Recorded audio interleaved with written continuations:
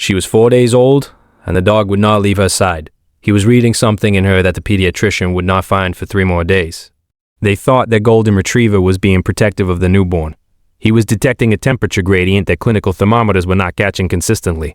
Amara and Derek Okonkwo brought their daughter Zuri home from the hospital on a Saturday in February. Their golden retriever, a 6-year-old named Biscuit, had been prepared for the arrival the way dog-owning first-time parents prepare. The blanket brought home beforehand, the gradual introduction, the supervised first meeting.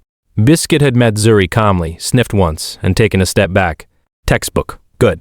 Then something shifted. By Sunday evening, Biscuit had positioned himself on the floor beside the Moses basket where Zuri slept, and he had not moved more than 3 feet from that position. He left to eat, to go outside, and then returned. By Monday morning, he had begun lying beside the basket in a curved position that positioned his body heat along the side of the wicker. He was not touching Zuri. He was not in the basket. He was outside it, body curved toward it. Heat conducted through the wicker without contact. Amara photographed this and sent it to her sister. "It's the sweetest thing I've ever seen," her sister replied. Amara agreed. They did not think of it as a signal. They thought of it as love. By Wednesday, Zuri's bilirubin levels, which had been borderline at hospital discharge, were being monitored at home with a jaundice meter loaned by their pediatric practice. The readings were within range. Zuri was eating. She was latching. She was producing the outputs that indicated adequate intake. She was slightly more sleepy than expected, but newborns were sleepy. Everything the parents knew how to measure pointed toward normal. Biscuit had not moved from his position beside the Moses basket in 3 days. If you stay for stories about what animals sense before we do, you are in the right place. Subscribe so you don't miss the next one. Derek, who worked in data analytics and found patterns professionally, began to notice that Biscuit's behavior changed when Zuri was moved. If she was in the basket, Biscuit was beside the basket. If she was on the changing mat, Biscuit was beside the changing mat. If Amara held her, Biscuit lay at Amara's feet and pressed his flank against her legs. He was maintaining proximity not to the basket, but to Zuri. The basket was incidental. The proximity was the behavior. He mentioned this to Amara. She watched it happen twice in one evening. The following morning, she called the pediatric nurse line and described what she was seeing. Not the jaundice specifically, the dog. The nurse said, "Bring her in today." Not because of the dog as an alarm, she explained later, but because it was a low-effort check, and the instinct of a closely bonded animal was a kind of signal worth not ignoring. Dr. Simone Achabi ran a blood draw. The bilirubin came back at 17.2. The threshold for phototherapy in an infant Zuri's age and size was 18. They were 0.8 from intervention. Drive Achabi said they would begin home phototherapy that evening. She asked Amara, "How long has the dog been staying close to her?" Amara said, "Since day 2 at home." Dr. Achabi was quiet for a moment. She said jaundice affects body temperature regulation in newborns in subtle ways.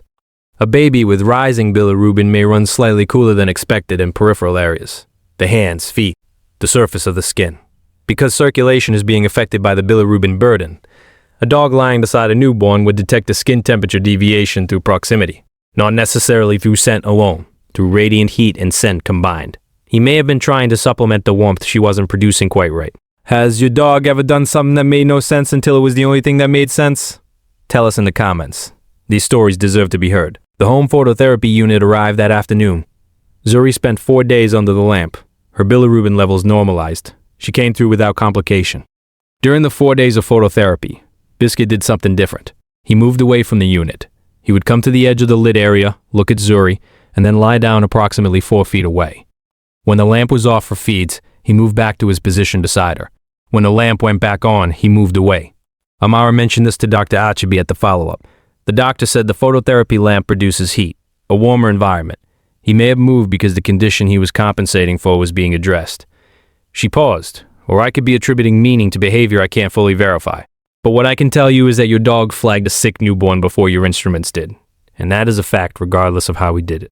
Every guardian deserves to be recognized, even the ones who curve their body like a wall to hold the warmth in. If these stories matter to you, subscribe so you never miss the next one. Zuri is now 7 months old. She reached every developmental milestone on schedule. She has fat, determined legs and an opinion about solid foods that she communicates very clearly. Biscuit still sleeps beside her, not under the lamp, which is long gone, and not in the position of vigilance he held for those 8 days. He sleeps in his ordinary way on his side, exhaling slowly, one ear angled in her direction. Amara stopped thinking of this as incidental 3 months ago. She thinks of it as structural now. He is part of how this family monitors itself.